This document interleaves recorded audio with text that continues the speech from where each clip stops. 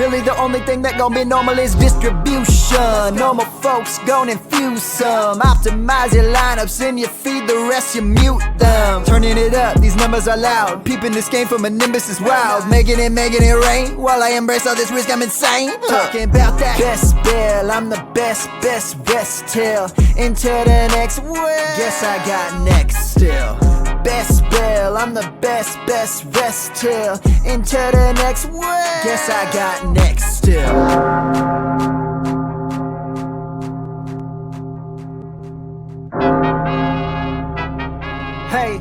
Hey. Really the only thing that gon' be normal is distribution. Normal folks gon' infuse some. Optimize your lineups and you feed the rest. And welcome to the BestBell Fantasy Football Podcast live stream. I'm Bradley Stalder tonight. I'm excited to jump in with you doing some start sit-em. I've been out this week, and some of you had asked, Bradley, what's going on? Why were you out? I've been missing you, missing your content. I only noticed a couple shorts today. I noticed maybe a couple tweets over this past week. What's been going on? Why have you not been active on the YouTube? And it's very simple. I was out for most of this week.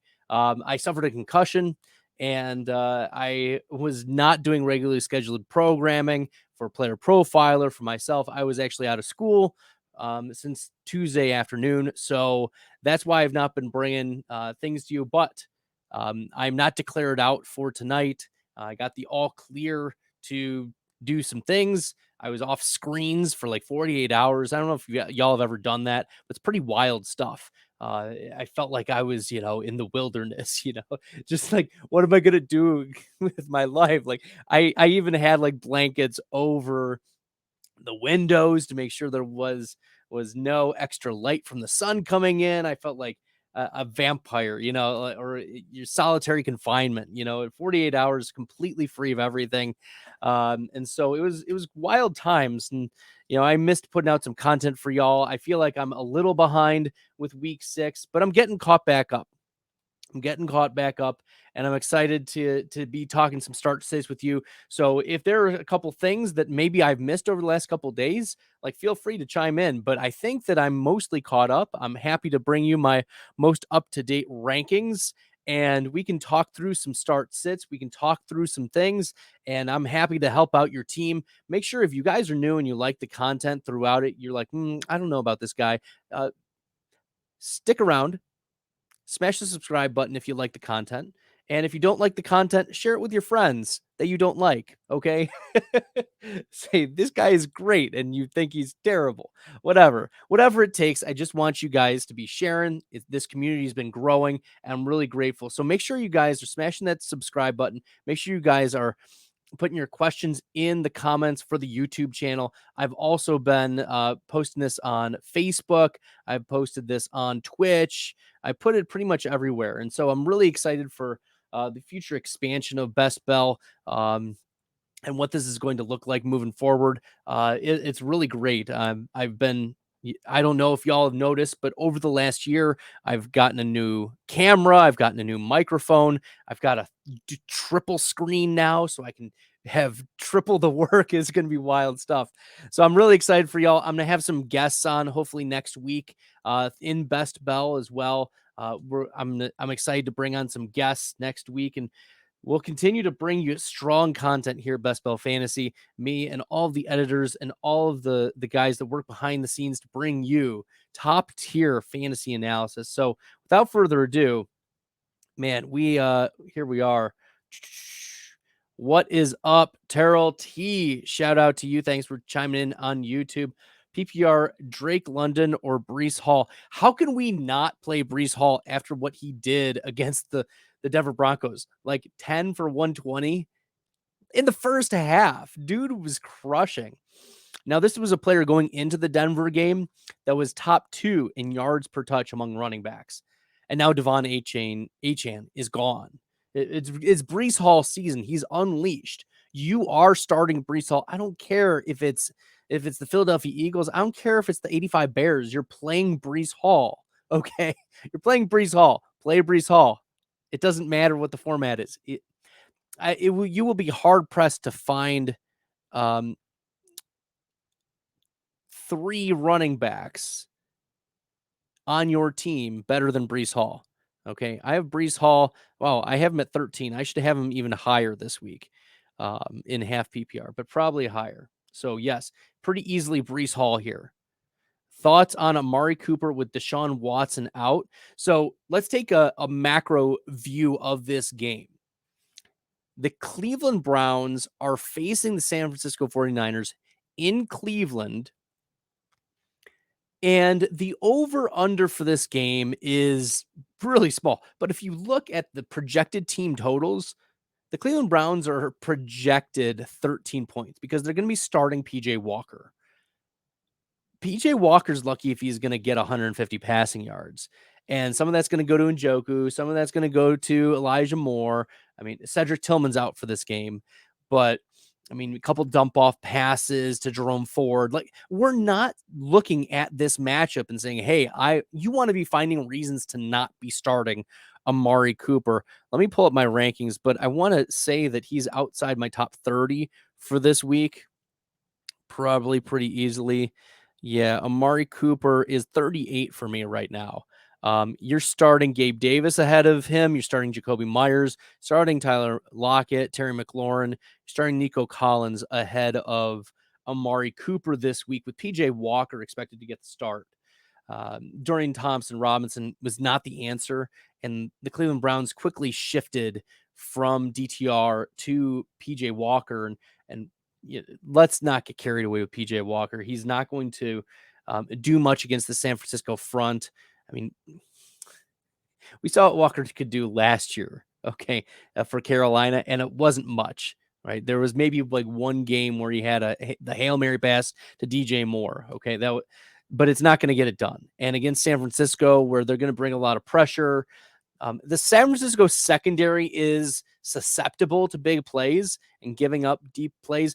But if Walker can't get the ball out, and Walker's not known for his arm strength, we're trying to find ways to get Elijah Moore and Amari Cooper out of our fantasy lineups. Okay. And I wouldn't fault you if you started someone like a Jahan Dotson, right? Or Tutu Atwell. Or if you already started Rashee Rice. Like, Rashee Rice went 4 for 72. That's probably a 70th, 80th percentile outcome for Amari Cooper at this point, with PJ Walker. We're hoping for a 50% target share for Amari Cooper, if that's going to be, what he's going to get. I'd be very surprised if Amari Cooper gets more than 80 receiving yards on 5 receptions. Like 5 for 80 would be a great day for Amari Cooper. But I don't anticipate there being a lot of touchdowns for the Cleveland Browns. This could be very well a 3-6 point outing for the Browns. The weather's also supposed to be really bad. So the MC, be the MC. Thanks for showing up. Appreciate you. If you haven't subscribed, smash the sub button. Josh Downs or Amari Cooper. I have Downs at 41 and Amari Cooper at 38. But at this point, it's a coin flip. It's a coin toss. I'm not looking to start Amari Cooper. Josh Downs has played very well lately, and he was a player out of North Carolina that I was big in on this offseason. You can ask a lot of the people in the industry. I was drafting him a lot in the way too early best ball league, best ball drafts. I mean, Downs has had 3 games where he's finished outside the wide receiver 60, but 2 of his last 3 games, he's finished wide receiver 36 or better, including last week where we went 6 for 97. And that was mainly with Gardner Minshew. Now he gets the Jaguars. And the last time Josh Downs played against the Jaguars, he had 7 targets. That was with Anthony Richardson. So we're here for Gardner Minshew. Minshew mania is in full swing. This is a revenge game. We'll pivot for a second. This is a revenge game week for a lot of players in the NFL and even some of the coaches. It's a revenge game for Jimmy Garoppolo, Vegas versus New England, but also for Jacoby Myers, Vegas versus New England. It's also, I mentioned Minshew mania, Gardner Minshew revenge game against the Jaguars, but it's also a Tyrod Taylor revenge game against the Buffalo Bills.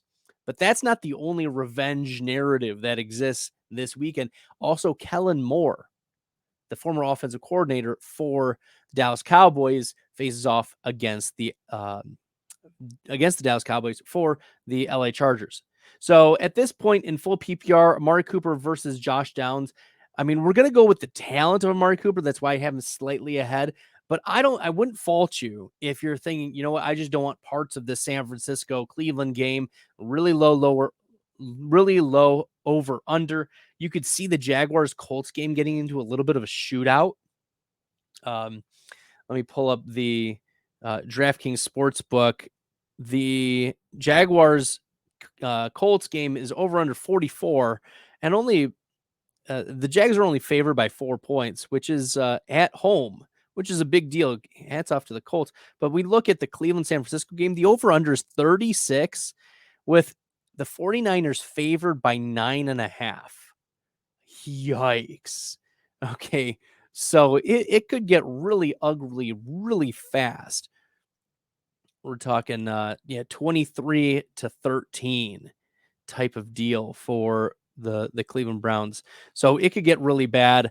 I think the safer play is Josh Downs, but look, you swing for the fences with Amari Cooper. We know what kind of play. All he needs is one 50-yard broken play to take it to the house, and that's the type of role he has. Josh Downs, you're banking on a PPR, 7, 5, 8. I mean, Downs at least has gotten the targets. This has been his game log: 7, 5, 12, 3, and 6. So you're probably going to get 5 to 8 targets from Josh Downs. They're going to be low ADOT, average depth of target, but Amari Cooper, as I said, could break a big one. So that's, if I'm down big, I probably play Amari Cooper, but if I'm playing it safe, Josh Downs is the play. Okay. Downs or Foreman? Ooh, okay. Yeah, I'm going with Donta Foreman. Foreman is all but guaranteed to be a top 24 running back this week with Roshan Johnson out and Khalil Herbert out. We've seen these games for the Chicago Bears. I mean, Herbert had pulled off a top 10 week, over 100 rushing yards against the Denver Broncos. But this Chicago Bears game against the Minnesota Vikings, over-under is 43.5. Not as high as I would have liked it, but the Vikings are only favored by 3. So this is a game that could go either way. It's within the field goal in how we're seeing how the sports books are projecting it. So they're projecting it to be a close game, not a super high scoring game. But if there's goal line opportunity, Donta Foreman is going to get it.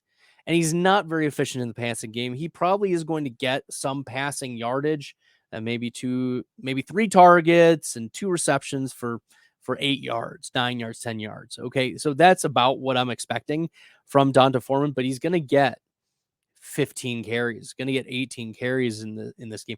Darrington Evans is the only running back here. So I'm not looking to move off of Donta Foreman's volume, because that RB2 volume could end up being a low end RB1 performance this week. And we've seen Donta Foreman last year get top 4, top 5 weekly finishes because he got 28, 30 carries, fell into the end zone once or twice, and got 120 yards.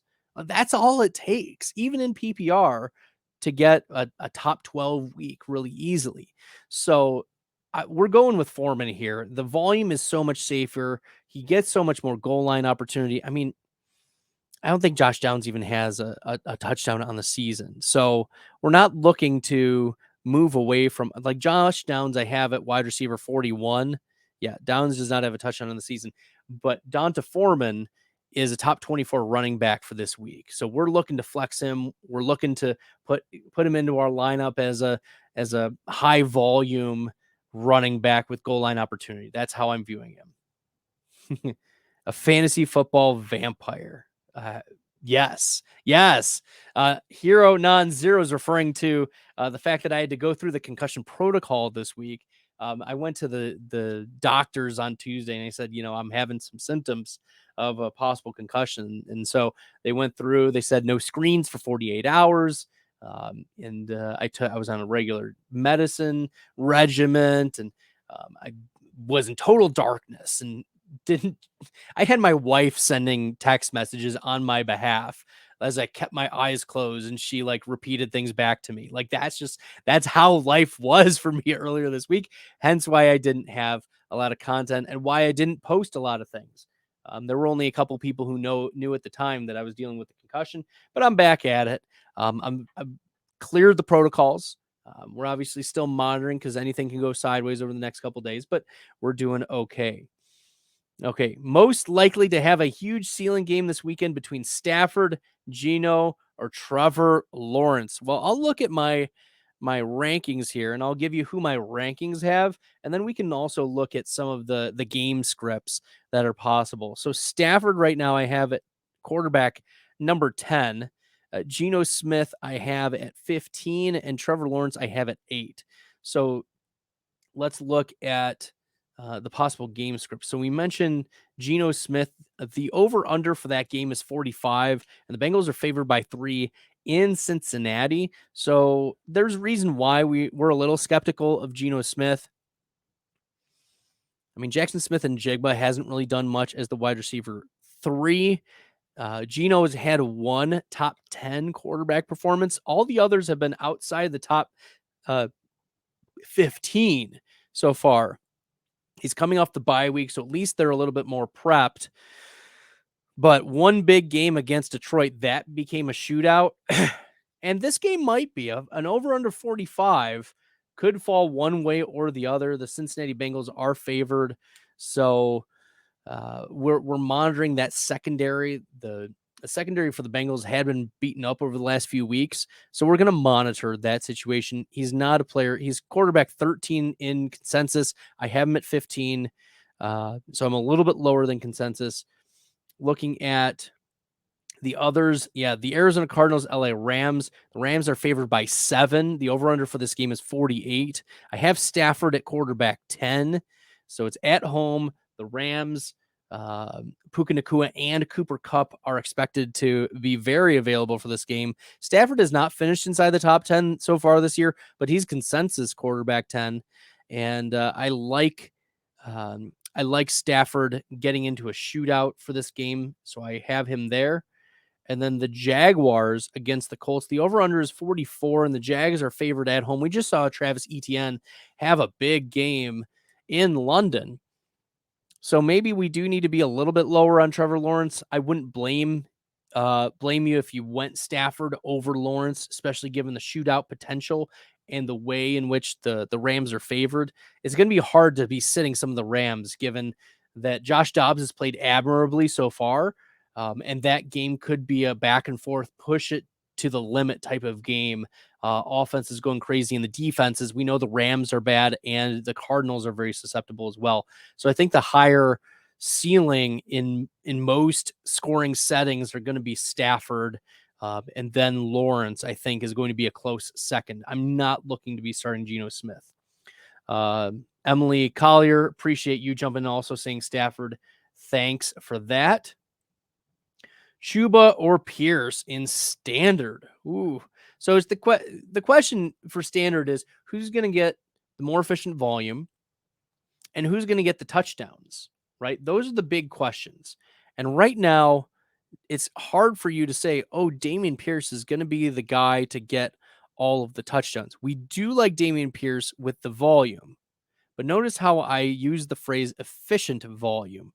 Right now on the season, Dameon Pierce is averaging 2.9 yards per attempt, 247 yards on 84 attempts in 5 games. He's averaging over 16 carries per game, but he's averaging fewer than 50 rushing yards per game.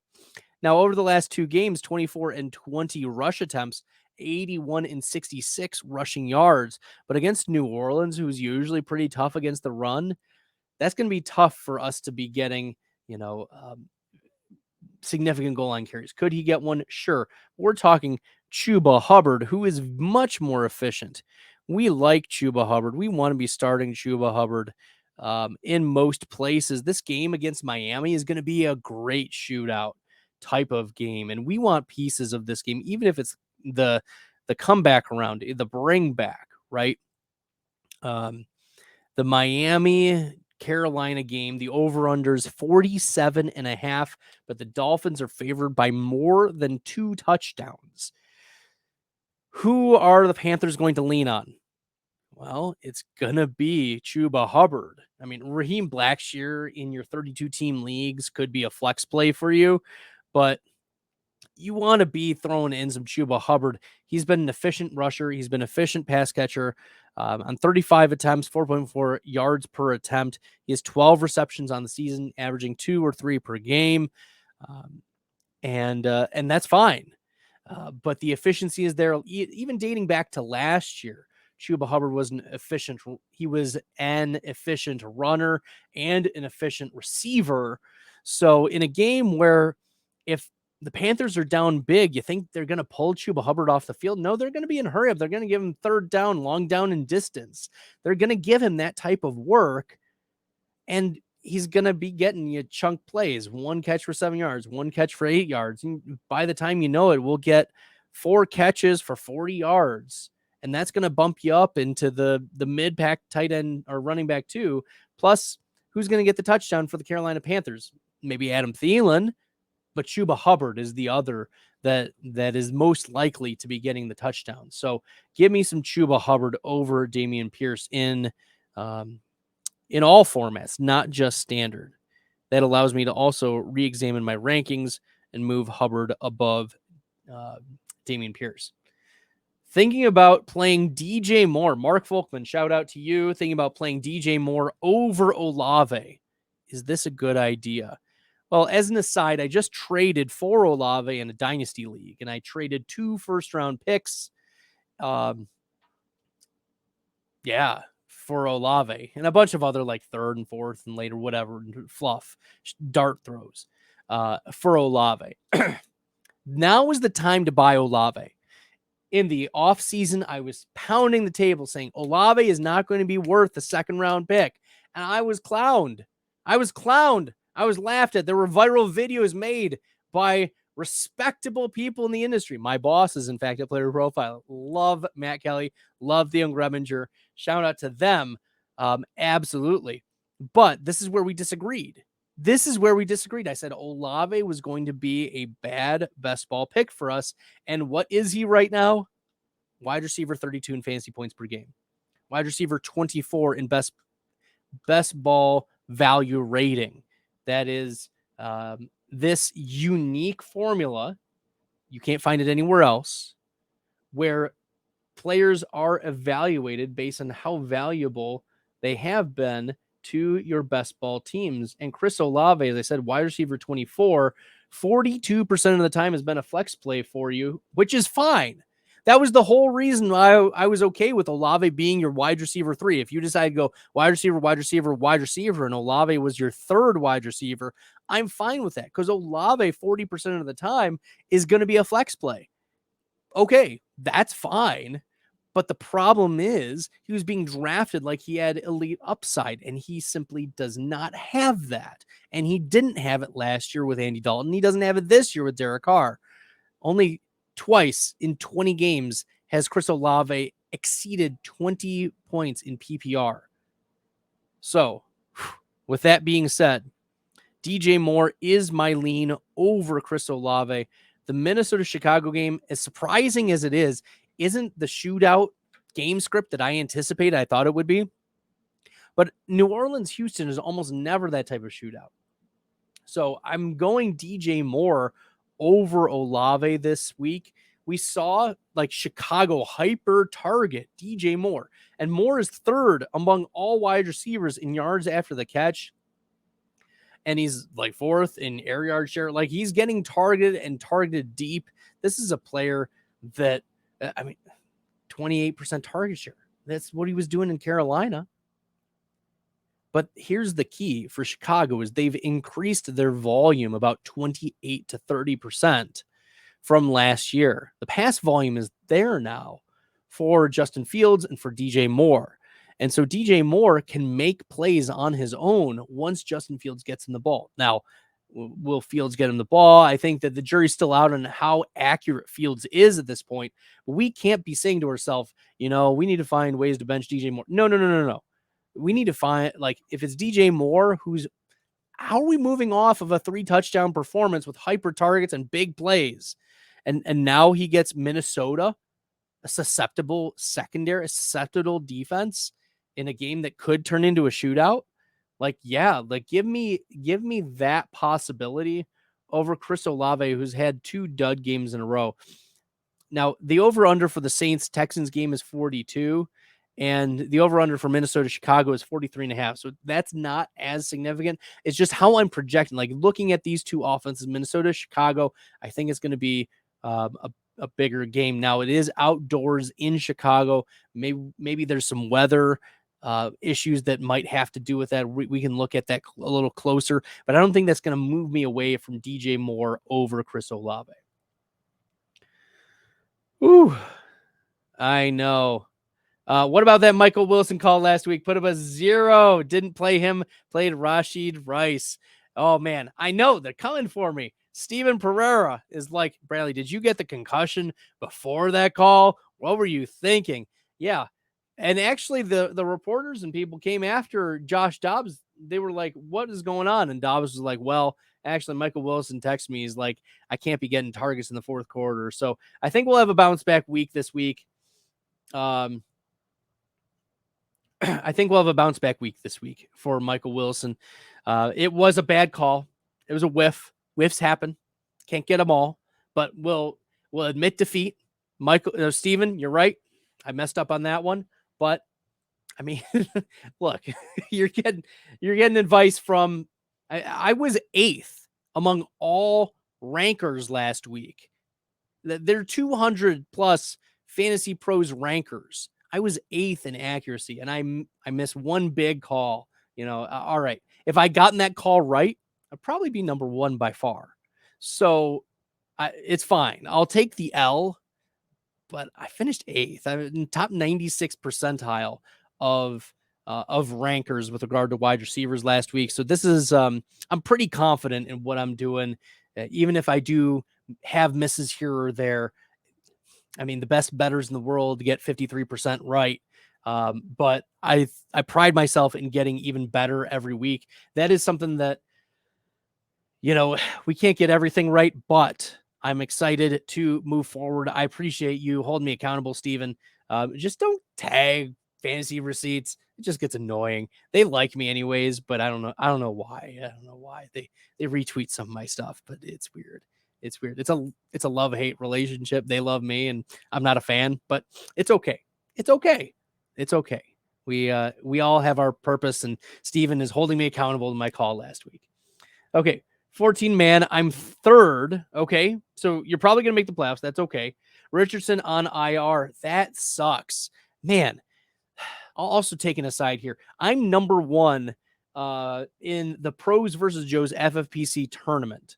The number 1 team overall, like out of, I don't know, what are there, 84 teams, and it's invite only among the best in the industry in the FFPC streets.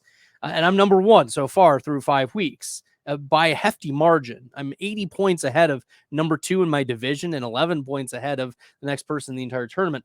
But the problem is I have Richardson on IR, and now I've just got Tua. Tua is my only quarterback, which it could be worse. But Richardson could be out into Tua's bye week, which would destroy my team. Then I would have to play just Taysom Hill that week. Yikes. Anyway, so you're 14-2, or 14 man, 8-2. Richardson and I are picked up Baker. Should I trade Gus Edwards for Purdy? Roshan on waivers. Yes, you should. You should try to get yourself as much Brock Purdy as possible. This week is going to be pretty tough. I mean, it's on the road in bad weather against the best defense in the NFL.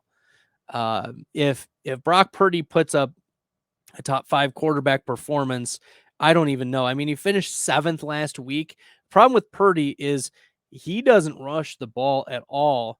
4 of his 5 games are 5 rushing yards or fewer. He does not need to rush the ball. He just gets the ball out.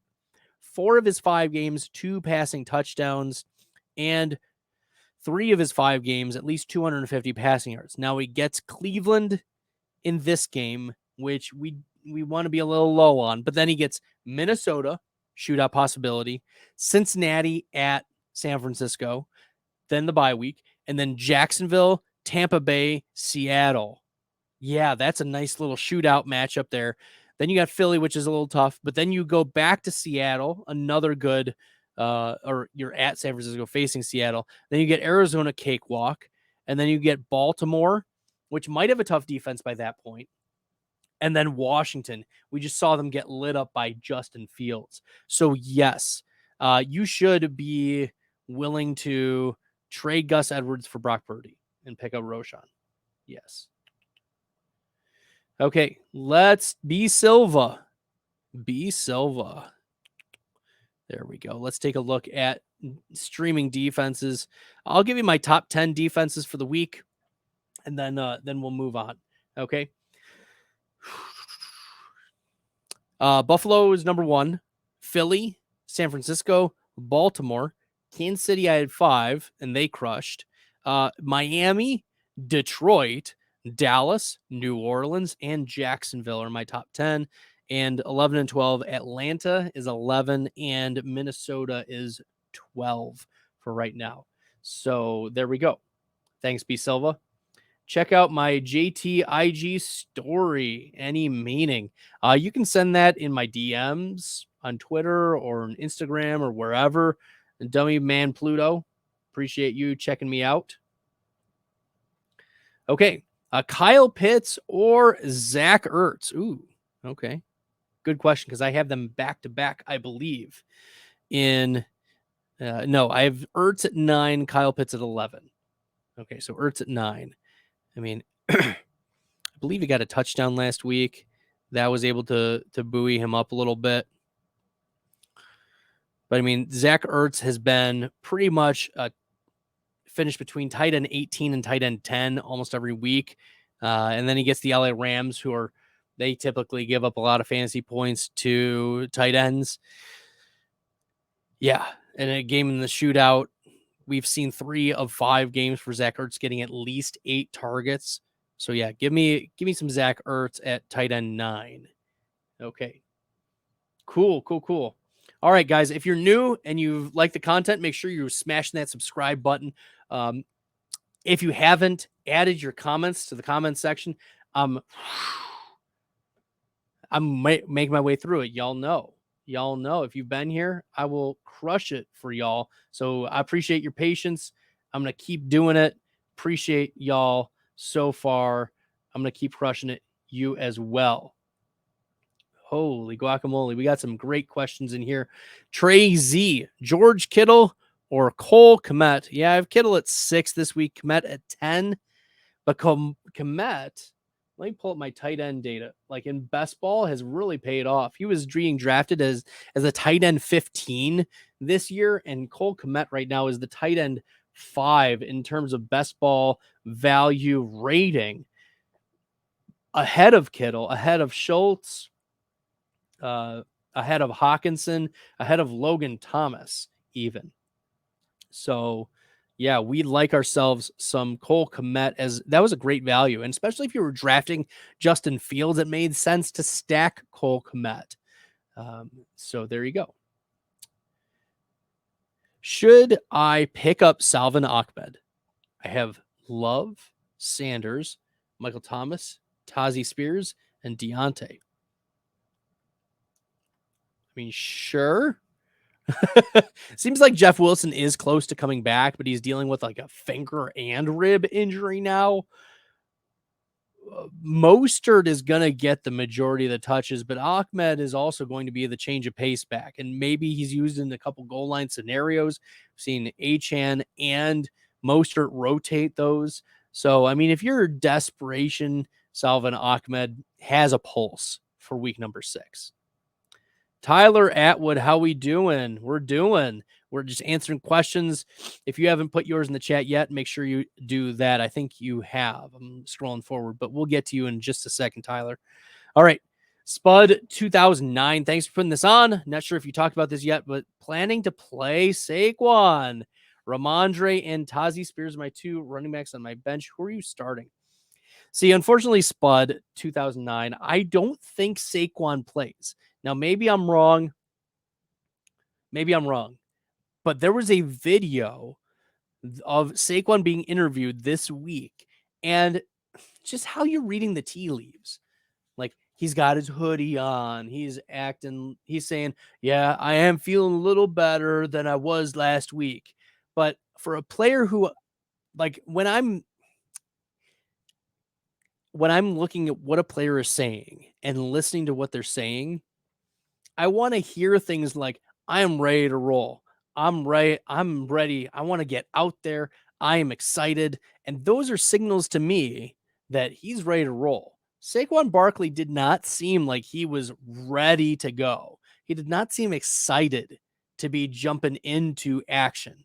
He was talking about the tenderness of his ankle and reiterating to the reporter like what type of pain he was going through. That's still in his mind. I think it's still one more week for Saquon. I would plan to not play Saquon. I would be surprised. I would be surprised if Saquon Barkley plays. Now, I could be wrong. He could be feeling miraculously better by the end of Sunday night, and by the time it's game time, but I would not be banking on it. Look, I would start Chuba Hubbard, Donta Foreman over Saquon if I'm trying to just nuance the situation. And I would start those two over Matt Breida as well. So I would be looking elsewhere. Ramondre is probably the play, given the volume he's gotten in 4 out of the 5 games. But Tazi Spears has the nice little sneaky upside that Stevenson is missing. Okay. Tyler Atwood, I got some decisions for wide receiver, 2 wide receiver spots, and a flex. We got Puka, D-Hop, McLaurin, Thielen, Gabe Davis. I have Saquon, skeptical. He's to start. I agree with you, Tyler. I am also skeptical. So do not be expecting Saquon to play. We're probably going to start these wide receivers. Let me pull up these are half PPR rankings for what it's worth. Typically, they don't shift too much, half PPR to full PPR. There's only a couple receivers where it really makes a significant difference. The high target guys, low average depth of target guys, the Josh Downs of the world probably get knocked down in half PPR. Okay, so in the way I have it ranked, Puka is still top 10 this week. You're starting him. Terry McLaurin is all the way down at 31. Thielen is at 25. Hopkins, I have at 15 right now. I might move him a little lower. I feel like that's a little high for Hopkins. We have seen, ceiling from DeAndre Hopkins. We saw last week wide receiver 8 finish after not finishing inside the top 24 wide receivers in the previous 4 weeks. Baltimore, is one of those middling defenses against secondaries. It depends on who Hopkins is lined up against. And 8 for 140, hyper targeting is the way to get DeAndre Hopkins in. He hasn't scored a touchdown yet. You wonder if those are going to come, especially in this London game. So I like Hopkins this week. I like Puka this week. Thielen is top 25. Terry McLaurin is at 31, and Gabe Davis I have at 34. So if I'm picking 3, it's Puka, D-Hop, and Thielen. However, I like Gabe Davis, and you're down by 30 points. You're projected to lose by a ton. Give me Gabe Davis over Terry McLaurin and over DeAndre Hopkins if you're trying to look for the spike week, because Gabe Davis. I mentioned that I do a lot of best ball work. Gabe Davis right now is wide receiver 9 in terms of best ball value rating. That is the weight of games. So Gabe Davis, 41% of his games so far have been as a top 18 wide receiver. And then between top 18 and being a flex play is 16%. So 57% of the time so far, Gabe Davis has been at least a flex play for you. And we like the upside he has. So I don't mind trying to take a swing if you're down by a lot for Gabe Davis. Yo, guys, my league awards defenses for punt return yards and kick return yards. They got more points for normal. Who do you like more, Falcons or Jags? Yeah, if we're thinking about like scoring, what game can be in a shootout, it's absolutely the Jags Colts game. The Falcons are taking on the Commanders. This over under is 42, and it's in Atlanta. It's gonna be a close game. I give me like the if it's punt return yards too, then it's probably inefficient offenses. Let's go with the Falcons. I think that's going to be. Let's go Falcons then, because we're not getting as many kick return yards. A lot of these, you're probably not getting points for. What is it? Fair catches, right? You're not getting anything for that. So probably punts are the way to go, and Falcons versus Commanders is going to be your punt team, high punt team usage. All right, full PPR, Pierce or White this week. Yeah, in full PPR, we're going to go with Rachaad White. It's just so hard to move away from a player who has been getting such passing volume. And I had them back to back in the half PPR rankings, but in full PPR, Rachaad White has 13 receptions on the year so far through 4 games. Like he's not had fewer than 2 receptions. He's averaging about 3 per game. Yeah, give me some Rachaad White against Detroit. We're expecting this game to be a sneaky shootout as well. Raiders D, Jags D, or Tampa D? All right, well, I'll pull up my DSTs, I guess, blah, blah, blah. While I'm doing that, if you like the content, you found this helpful, smash the subscribe button. Appreciate all y'all. Jags I have at 10. The Vegas Raiders I have at 15. And the Tampa Bay Buccaneers I have at 22. So probably the Jags. T. Higgins or Jerome Ford at the flex. Yikes, this is gross. There's reasons to be keeping both of these guys out of your lineup. T. Higgins because of the rib injury, because he's been struggling. He's been playing poorly. He's been injured, and Joe Burrow hadn't been playing well. Now, at least Burrow is playing better. At least last week, he looked really good. But we're not convinced that T. Higgins is healthy, and we're not convinced that T. Higgins is back to himself. He's been playing poorly. The PFF receiving grade, the yards per route run, is not there for T. Higgins so far. So let's go with Jerome Ford. I know he's dealing with a little bit of a knee injury, but he should be okay, even if it is against a tough San Francisco 49ers defense. If there's someone who's going to get a goal line carry, it's going to be Jerome Ford. Should I start Debo, Brandon Ayuk, or Adam Thielen? Oh, this is gross. I don't know how you can trust to start either of the San Francisco wide receivers. Ayuk I have at 22. Debo I have at 28. Thielen I have at 25, but I could see yourself pretty easily starting Thielen over, Brandon Ayuk here. So why don't we move Thielen above? I think that's a good rankings move, is move Thielen above Ayuk there. Hero non-zero. Please pick 2, Thielen, Addison, or Chris Olave. Yeah, Olave, even though I down-talked him a little bit, I have Olave at 14. Addison I have at 18. And Thielen I just moved up to 22. So we're going to go with Olave and Addison. All right. C. Crip. Should I start Mike Evans or Calvin Ridley? Mike Evans I have at 25. Ridley I have all the way up at 12 this week. So we're going to go with Ridley. And I'm starting Kamara, Pollard, Kupp, and Swift. Beautiful. Okay. Start 2, Marquise Hollywood Brown, Christian Kirk, or Zay Flowers. We do want to start Kirk as a top 20 wide receiver this week. Zay Flowers I have at 27. Hollywood I have at 16. So if it's start 2, it's Hollywood and Christian Kirk. Ooh, okay. Trey Z, Chris Godwin, or Mike Evans. I have Godwin at 20 right now and Evans at 25. But I feel like we can move Evans up a little bit. Evans is coming off of the hamstring injury, which does have a tendency to recur. It's like a 10 to 20% chance of recurrence, especially for a wide receiver who's 30 years old and a big bodied wide receiver with a history of hamstring issues. We could see that playing a factor in this game against Detroit. So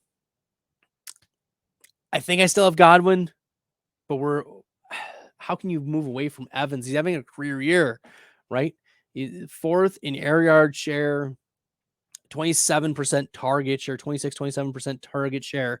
Mike Evans has been the dude, right? He's coming down with touchdowns. He's coming down with big plays. Baker Mayfield is looking his way. I mean, it's going to be really hard for us to be benching Mike Evans. Bradley, continue to love your awesome content this season. Thanks, Ivy Catholic. Appreciate you. Why do you think Chris Godwin over Nico and a half? Nico will have another explosion and be on my bench. Yeah, so Nico Collins I have at 29 and Godwin I have at 20. And part of it is the potential shootout that we can have versus Detroit. Tampa can certainly get into it. We just had Godwin come off of wide receiver 9 game, 8 for 114, 11 targets. Now, Mike Evans did leave that game early with the hamstring, but we have to like that Godwin was able to get that type of targets, those type of target share. I mean, Evans still went 3 for 40 in that game. Did finish as the wide receiver 56, not great, but still. Nico Collins got the AJ Terrell treatment. He's probably going to get the Marcus Lattimore treatment this week.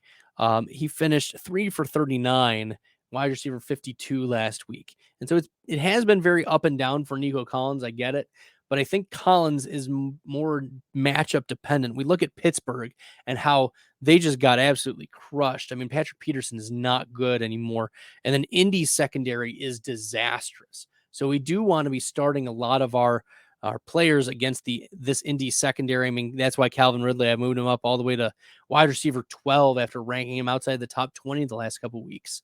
So Nico Collins, gets New Orleans. I think that's just a tougher matchup, lower over under.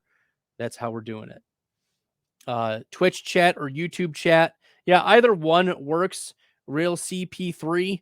But I appreciate if you subscribe on the YouTube. It really helps.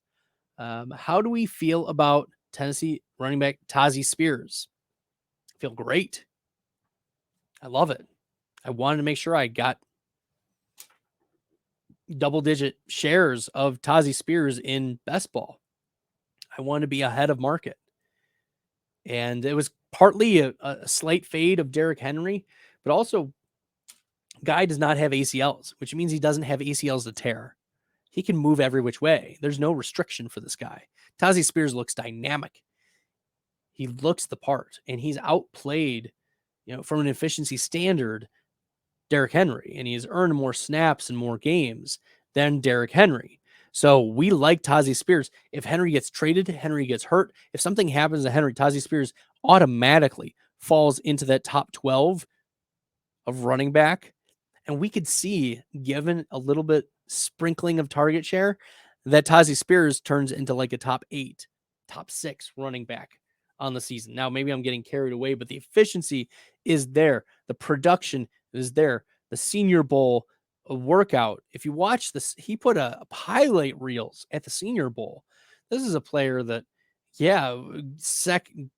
day 2 pick. Tennessee invested a day 2 draft capital pick on Tazi Spears. We want to be stashing him everywhere.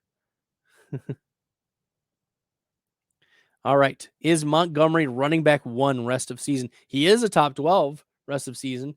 One of the things that I pointed out on Twitter, you can follow me on Twitter at FFStalder. David Montgomery is running back 4 on the season in best ball value rating.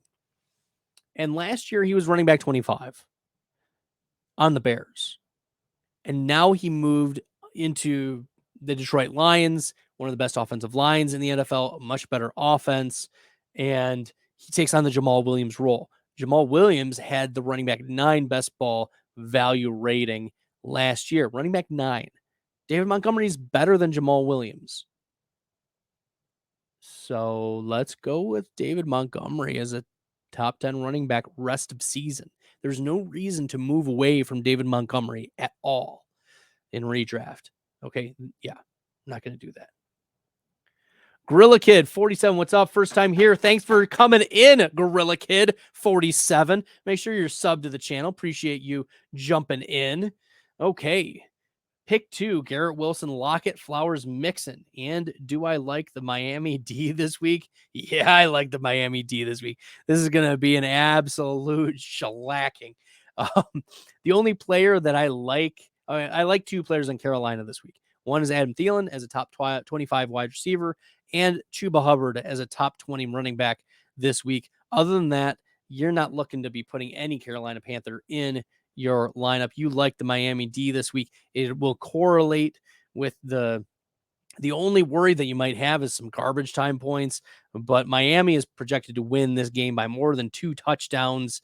It's going to be an absolute shellacking is what we were projecting. Also, we got to keep in mind Carolina is missing 2 of their top safeties.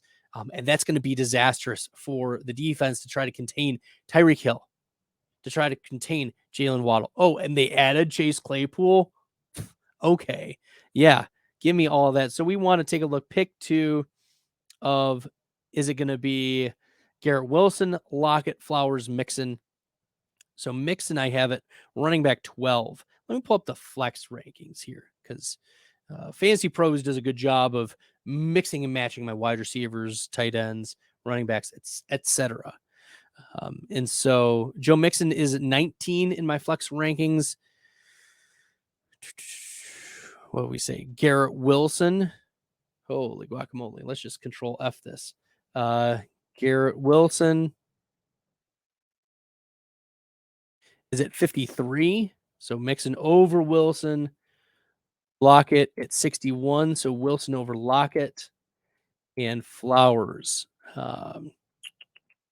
Wilson slightly over Flowers. So if we're picking 2, it's going to be Mixon and Garrett Wilson. Okay, there you go. Christian Kirk or Calvin Ridley. Yeah, so we saw a preview of this in week number 1, but Christian Kirk has been feasting when Zay Jones is out because in 3 wide receiver sets, Christian Kirk works out of the slot. And if Christian Kirk works out of the slot, he gets bumped out in 2 wide receiver sets. And in 3 wide receiver sets, he's competing with Evan Ingram as well. So there's problems with targets and target share. However, Zay Jones is ruled out for this game, and Christian Kirk is going to get peppered. So in full PPR, you can lean Christian Kirk. I get it. Kirk right now, I have it wide receiver 19 and a half PPR, and Calvin Ridley, I have it 12. I think that Kirk can outplay and outscore in full PPR, but give me Calvin Ridley still. I mean, look at what Ridley was able to do in week number 1 against Indy. Ridley finished as the wide receiver 6, 8 receptions, 101 yards, and 11 targets. Yeah, you can't argue with wide receiver 6 finish. The Indy secondary is very susceptible. And this is going to be round number 2 in Jacksonville. So I like Calvin Ridley over Kirk, but I get it. They're very close. They're both top 20 plays for me at wide receiver this week. Okay, cool. Kaiser Soze. Dynasty, would you trade Dameon Pierce plus for Montgomery? Good question. I just actually... I'm 0-5 in one of the dynasty leagues. I was not expecting it to go so sideways for me. Maybe I misread some of the IDP scoring, but nevertheless, I traded Montgomery for Montgomery and Zay Jones. Montgomery and Zay Jones in dynasty league for Dameon Pierce and Jahan Dotson. So I did do that trade. And I think it's fair either way. Depends on what you need. But I think for this year, especially if you're a competing team, Montgomery is the play rest of season. Kittle all the way. Yeah, go Kittle. Lockett, Ertz, London, Higgins, Ramondre. Pick 2. PPR. Yeah, so we're going to go with Ramondre and Lockett. Those are the two I have ranked highest. Okay, in full PPR. Facebook user, shout out to the Facebook people. I haven't had a lot of Facebook because I just connected all the Facebook things, but hey, thank you, Facebook user, anonymous profile picture. Shout out to you. Da da da da da da da da da. You're anonymous on Facebook. I don't know. I just made up a jingle. I might have to make that into a thing. Waller looking iffy. Pick up Ferguson, Ertz, or Logan Thomas. Yeah, so I have Ertz at 9 in my tight end rankings. I think they're all in that same similar tier. I have Logan Thomas at 12 and Ferguson at 13. So they're all in that same tier. It's all a coin flip. You know, it's gross. It's disgusting. Give me if it's half PPR, who's most likely to get a touchdown? Probably Ferguson's most likely to get a touchdown, but still, it's gross. It's yucky. Facebook user. But here's the good thing is if I were to pick one or the other to be active, I would think Waller would be active over Saquon Barkley. It's just how I'm nuancing the situation. So do you take that for what it is, but yeah, Waller, I think, plays. Would you trade Derrick Henry and DeMarcado for Pittman, HN, and Zay Flowers? Yes. You should have smashed that into oblivion, Pate. Yes. Yes. Yes. Smash before it goes away. There was an offer that someone made to me, and my fear is that they pull the offer and realize that it was a bad offer before, before my fear is that they cancel it. But no, you are trading Henry and DeMarcado to get Pittman, HN, and Flowers. Yes. Whew. Saif Nakvi. Nakvi. Saif Nakvi. I'll do my best. I'm trying. Team is Kirk Cousins, Bijan Moss, Brown, Godwin Laporta. Kirk is Christian Kirk as well. Bench is Stevenson, Gibbs, Sutton, Jeff Wilson, Jordan Love, 1-4. Need a lot of help. Any start sits. Thanks so much. Appreciate you, Saif. If you guys are new and you haven't subscribed yet, smash the red subscribe button on YouTube. Subscribe on the Twitch. Join the Facebook groups, the BestBell Facebook groups. Yeah, you can search on Facebook, BestBell Fantasy. It'll be right there. Okay. Yeah, there's always somebody in your league who wants Jahmyr Gibbs. You need a team that can win right now. I'm surprised that you're doing so poorly. But maybe you can upgrade Gibbs plus Cousins to get you. I don't think that'll get you one of the elite tier quarterbacks, but maybe that can get you Burrow or Lamar Jackson. That might not get you Jackson. Maybe it'll get you Justin Herbert. Can Gibbs plus Cousins get you Justin Herbert? I don't know. It's worth a shot. But I think you'll be okay. I'm surprised that this team is 1-4. It must be a small league. All right. I have a tough one in a good way. Need 3 running backs: McCaffrey, Swift, Kamara, Kenneth Walker. Yeah, we'll just pull up the running back rankings. Sometimes it's good to have these. Nick 9111. Shout out to you on the YouTube. McCaffrey, Swift, Kamara, and Ken Walker. I have Kamara at 8.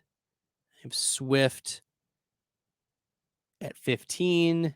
McCaffrey, obviously, you're starting McCaffrey. There's no way you're not playing McCaffrey. So it's 2 running backs from Swift, Kamara, or Ken Walker. Walker, I have 14, Swift at 15. So we're going to go with Kamara and Walker over Swift. Silliness asking me. Sorry, Nick. Asking me if we're starting Christian McCaffrey. Nick, you know better. Come on now. All right. Evening, end of bench pickup, Jeff Wilson or Keaton Mitchell. I think we're going Jeff Wilson. We know what Miami looks like featuring one singular running back, and it is absolute fantasy goodness. Keaton Mitchell will almost never get the full-time share this year. Jeff Wilson's the pickup. Amari or Spears in the flex? Amari Cooper, I assume. Yeah, why don't we just try to swing for the fences with Tazi Spears? I get it. He's splitting time with Derrick Henry, but this guy is super efficient. He's gotten touches. He's out snapping Derrick Henry. And Amari Cooper, I mean, he could have one big or two big plays. That's it. And then Amari Cooper is done because this is PJ Walker who's thrown. This is bad weather. It's San Francisco getting a lot of pressure probably on Walker. That defensive line is really, really good. The secondary is suspect. Like if Cooper can get open and PJ Walker can get the ball to him, then look, we could be completely wrong on Amari Cooper. But I think fading Cooper in bad weather, outdoors, right? The Cleveland outdoor games are always tough. And PJ Walker. So no, we're gonna go Tazi Spears. Oh, gross. Justice Hill or Lat Murray. I think I have Justice Hill at 30 and Lat Murray at 43. So we're going Justice Hill. I'm 3-2. Would you trade away Amon-Ra and Kittle for Justin Jefferson and Goddard? I would not. No. Don't do that. No. You need wins. And Amon-Ra is good. Okay, Sports Spotlight. Amon-Ra is good enough and not as significant of a downgrade from Justin Jefferson to offset the minimum 4 games that Jefferson is going to miss. You cannot afford to take those types of hits. Amon-Ra, 85% of the games, percentile adjusted rank, 85% of Amon-Ra's games, he's been at least a flex play for you. Justin Jefferson, only 75%. So Amon-Ra less likely to bust, even though Jefferson clearly the higher ceiling play. The reality is you need wins. You can't afford to, go 0-4 or 1-3, and now you're sitting at 4-5, and you're finally getting Justin Jefferson back, but he's questionable for a few weeks with this hamstring strain. And then we know after a couple weeks that teams like to slowly integrate these players, and maybe there's a bye week involved, right? It can get really mad. You could be, 4-7, 5-7 by the time Justin Jefferson is full health. And then your season is mostly finished. You're in a hole. Rather just keep Amon-Ra and Kittle at that point.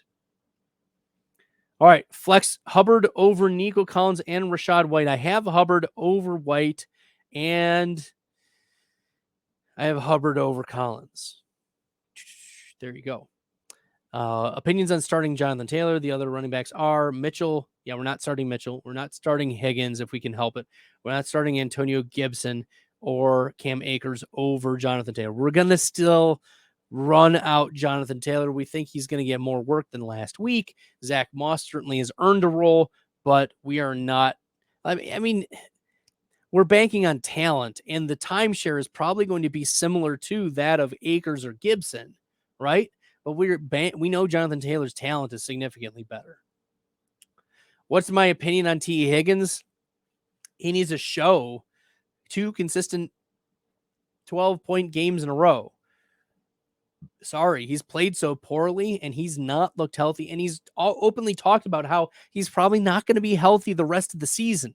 He probably needs he said he needs months of recovery afterwards. So I am skeptical about T. Higgins being an upside. I mean, anytime you're connecting to Joe Burrow, you've got upside theoretically. But T. Higgins was not a player that I was going after, okay?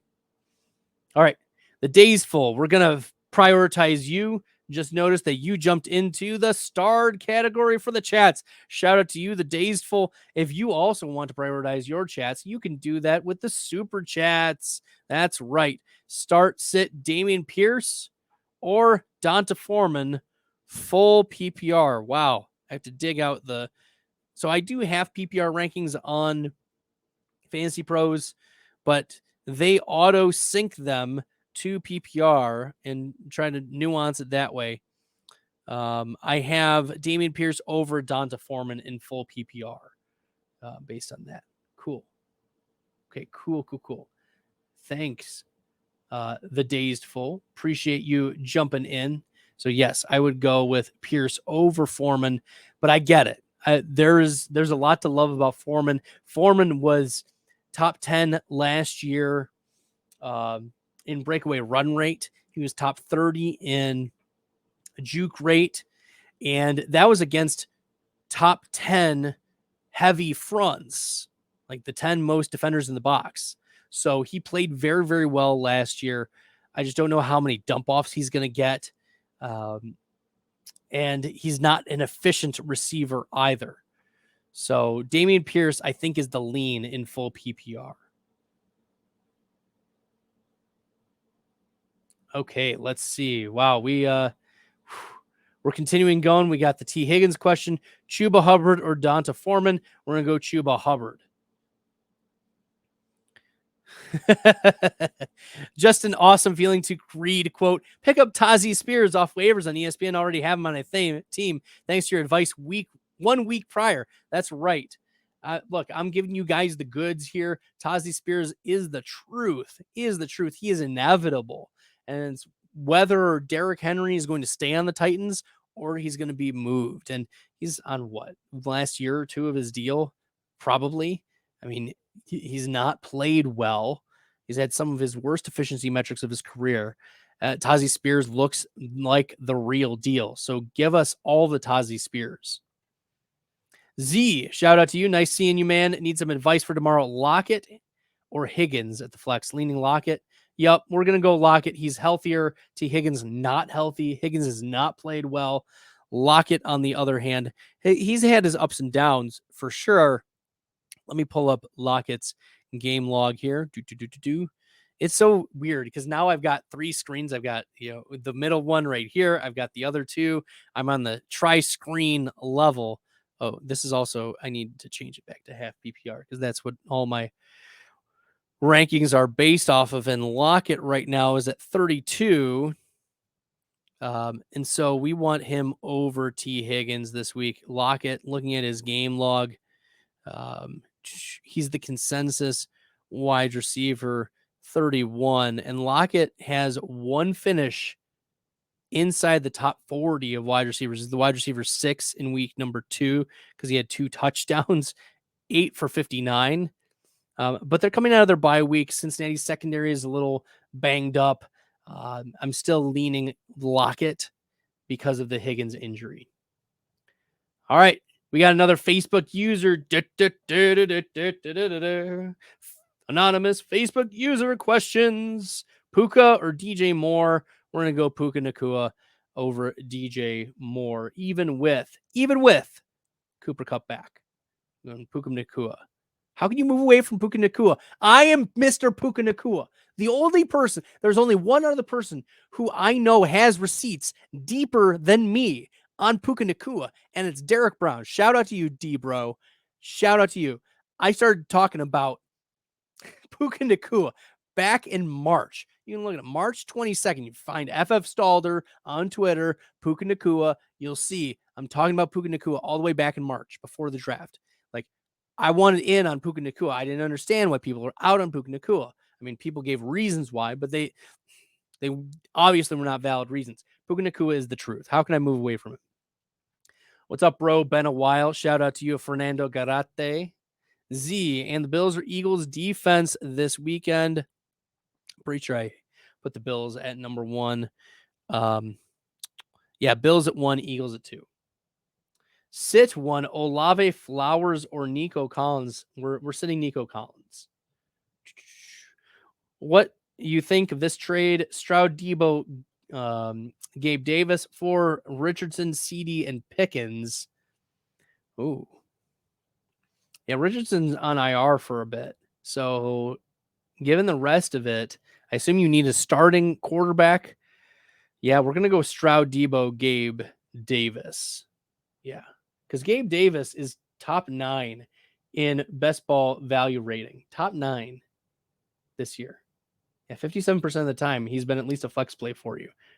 I mean, he's boom or bust, but when he booms, it's nice. Okay. Yeah. 41% of the time is top 18. Can't hate that. Who should I start at the flex? London or Foreman? Give me Donta Foreman for the volume. Okay. Stevenson or Hubbard? Turbo Tone, shout out to you. Thanks for jumping in. Stevenson or Hubbard? Let me pull up the running back rankings. That's got to be pretty close. I think I have Hubbard over Stevenson this week. Hubbard at 17, Stevenson all the way at 24. Yep, that's pretty easy. That was easier than I thought. Which defenses should I stream? Vegas, Jacksonville, or Washington? Mike, Vegas, Jacksonville, or Washington? Jacksonville, I have at 10. Vegas, I have at 15. Washington, I have at 14. So we're going to go Jacksonville. Are we dropping Jordan Love? I mean, yeah. He got figured out by a bad defense. Like, the Raiders aren't good. He got figured out. And Love, he can't get Christian Watson the ball. Well, Christian Watson has only played in 2 games. Jordan Love has thrown 3 interceptions in those games when targeting Christian Watson. Now, that's not on Christian Watson. That's on Jordan Love. Watson has speed on speed. If you look at the tape, it's all underthrown balls. It's all misplaced balls. Christian Watson is just so fast, and Jordan Love has not had time to practice with him very much, and he's also not very accurate. We saw that from the PFF grade and the completion percentages. Those are bad for Jordan Love. So if you can sell Jordan Love, absolutely sell Jordan Love. You do not want him on your team for fantasy. All right, so should I start or sit Jacoby Myers versus the Pats? You're starting Jacoby Myers? It's hashtag revenge game. Let's go. I mean, how can you move away from Jacoby Myers and what he's done so far? You have to like Jacoby. Where do I have Jacoby Myers versus New England? This game is not going to be much of a shootout. Maybe one of the reasons you play Vegas is because Mac Jones has played so terribly. But Jacoby Myers has finished as a top 10 wide receiver in half of his games so far. Yeah, in 2 of his 4 games. And he's had at least 10 targets in 3 of his 4 games. So yeah, we are starting Jacoby Myers. Yep. The dazed full, are we dropping Cam Akers? Probably not. Probably not. I mean, it was worth holding on to as a handcuff. And D-Man, I answered this question. Should I start or sit Jacoby Myers? We're going to start Jacoby Myers against the Patriots. As I said, Jacoby Myers, 3 of his 4 games, at least 10 targets. He's finished as a top 10 wide receiver 2 of his 4 weeks so far. And with Devontae Adams still nursing a shoulder injury, Jacoby Myers is the man. Fire up Jacoby Myers. Pick 2, Rashad White, Alexander Madison, Hubbard, Gabe Davis. Love the show. Thank you very much. Appreciate you. I can't in good conscience tell you to start Rashad White or Alexander Madison. These are just guys. Let's have some fun, Cooler Hand. Let's have fun. We're here. It is 9:45 East Coast time on a Saturday. I'm missing the Notre Dame game for you guys. That's how much I love y'all. Go Irish, by the way. I know that they've lost 2 straight games and they got blown up by Louisville, but nevertheless. Okay, let's get to it. Spud 2009, opinion on my bench running backs. Elijah Mitchell, T. Higgins, Cam Akers, Antonio Gibson. Are you willing to drop one for future waivers? Space on my bench. Possible trades. Ooh, okay. So this is a good one.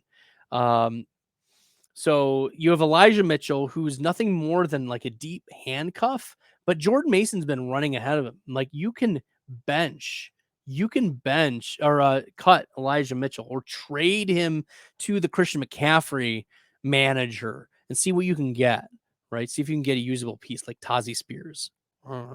Worth a shot. Cam Akers, I believe, is better than Alexander Madison, but that doesn't move the needle very much. T. Higgins is a buy low. He's a buy low for me. So if he's on someone else's roster and that manager is really frustrated, he's a buy low candidate, right? You can probably get him for Tank Dell plus, right? You could probably get him for Tutu Atwell plus to get T. Higgins in redraft. We're talking redraft. Okay. Yeah, you can definitely drop Elijah Mitchell because Jordan Mason is sometimes playing ahead of him.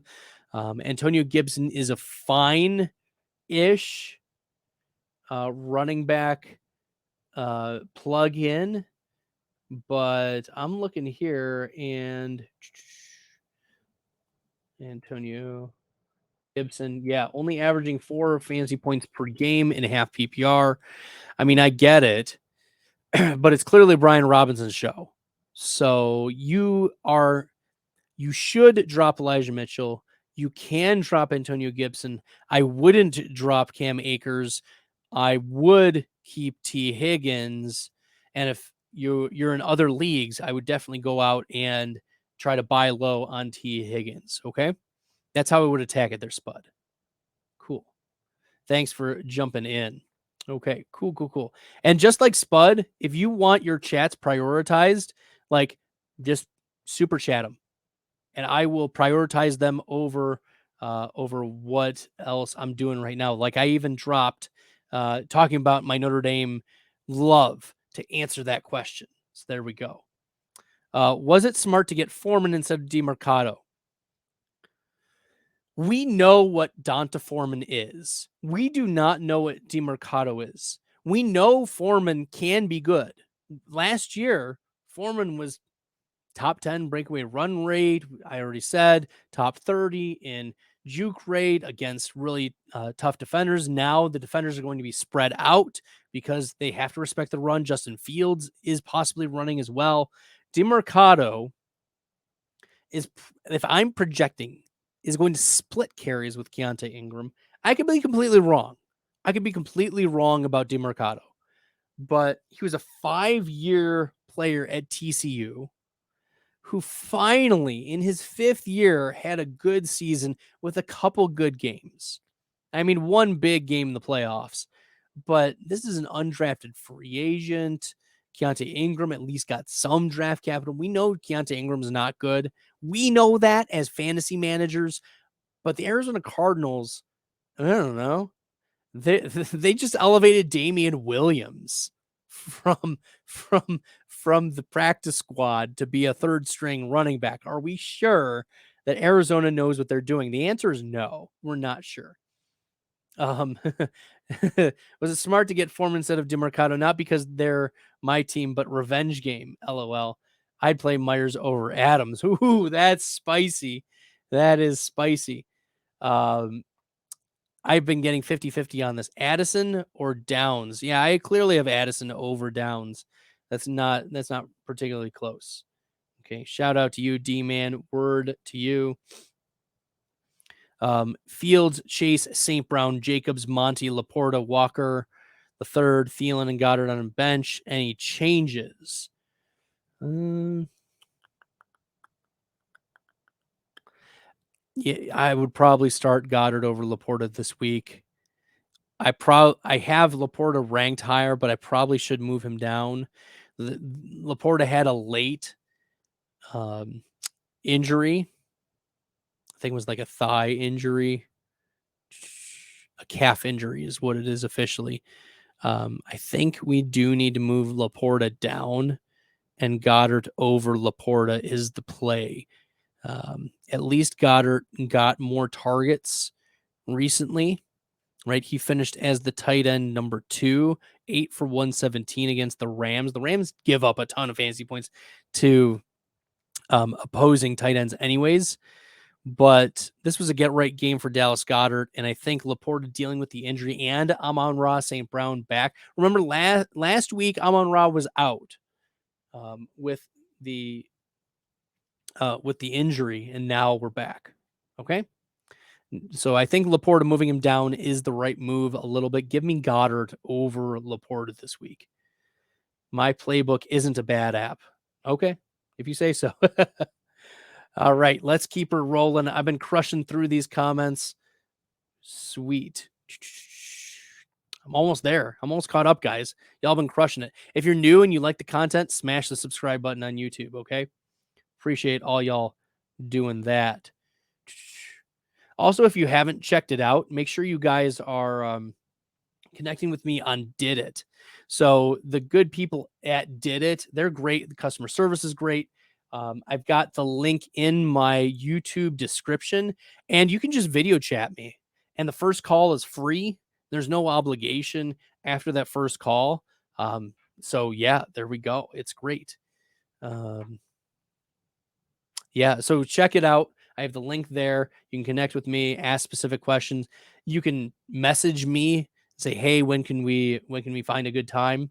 Or when we're on the video chat, you can, like, most of you have the app on your phone for your fantasy team. You can share the screen of your app, of your fantasy app, and we can look at waivers. We can look at lineup decisions. So I've done with a bunch of my clients. So we can use Did It.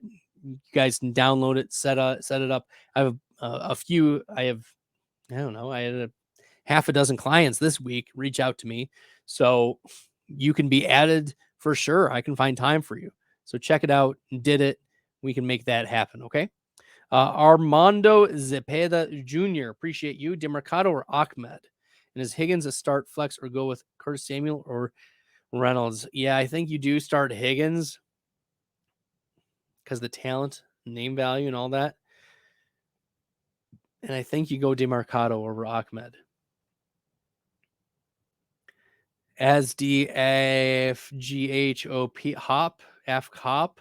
Hey man, pick one wide receiver, 2 running backs, and a flex. Jeez, oh Pete's. Okay. Sheesh. We got one wide receiver, and that wide receiver is not going to be Amari. It's not going to be McLaurin. We're probably going to go with Jacoby Myers over Godwin. We're going to go with Breece Hall, and we're going to go with Kamara.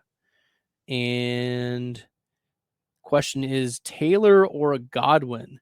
We're probably going to go with Godwin. Okay. So Breece Hall, Kamara, Godwin, and Jacoby Myers. Start Tua or Fields? Should we start Tua or Fields? Let me pull up my rankings so I can get that for you.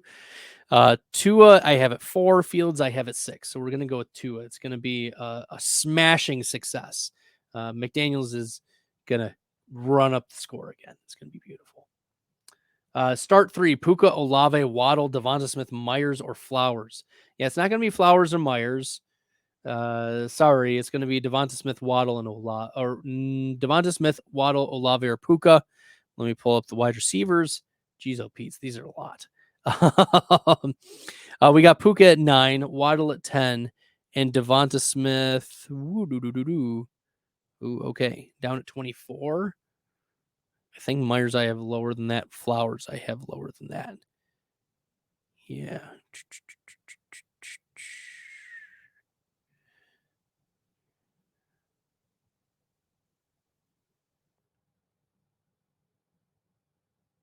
Okay, there we go. Cool. Trigger finger. Flex 1 Laporta, Nico, Damian Pierce, I assume, T. Higgins, or Rashad White.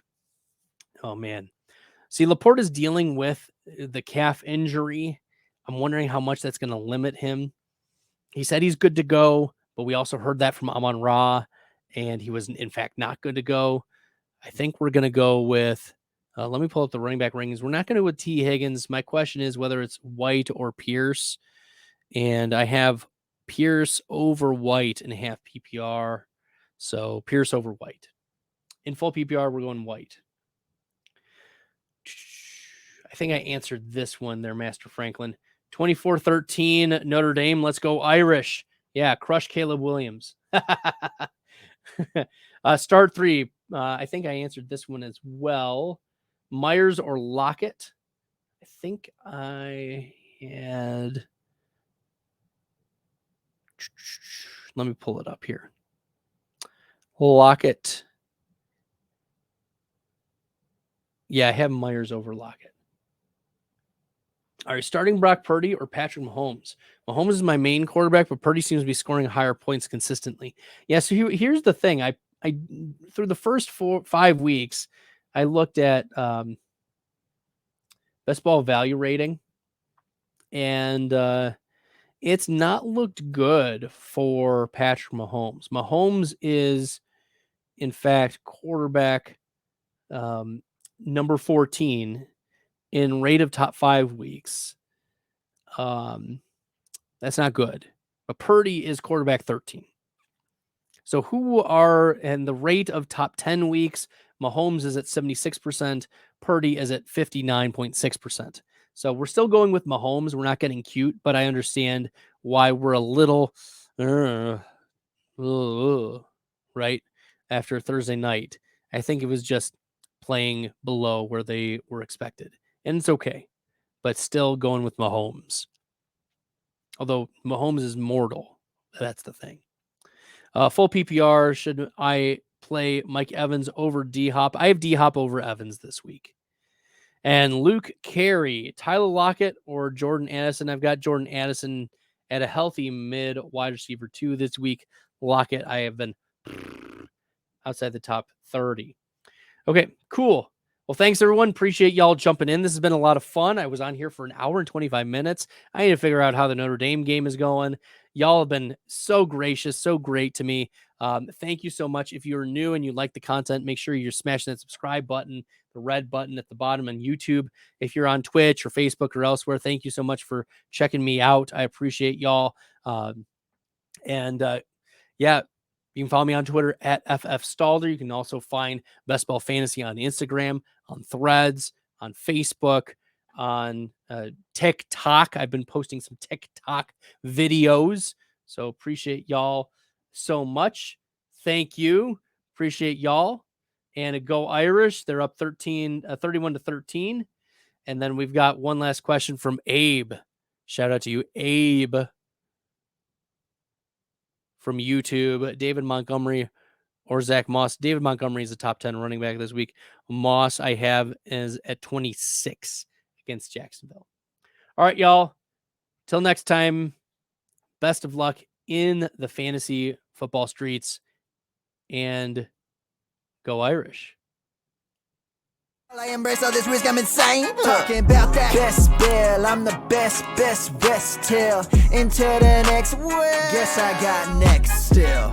Best bell, I'm the best till into the next world. Guess I got next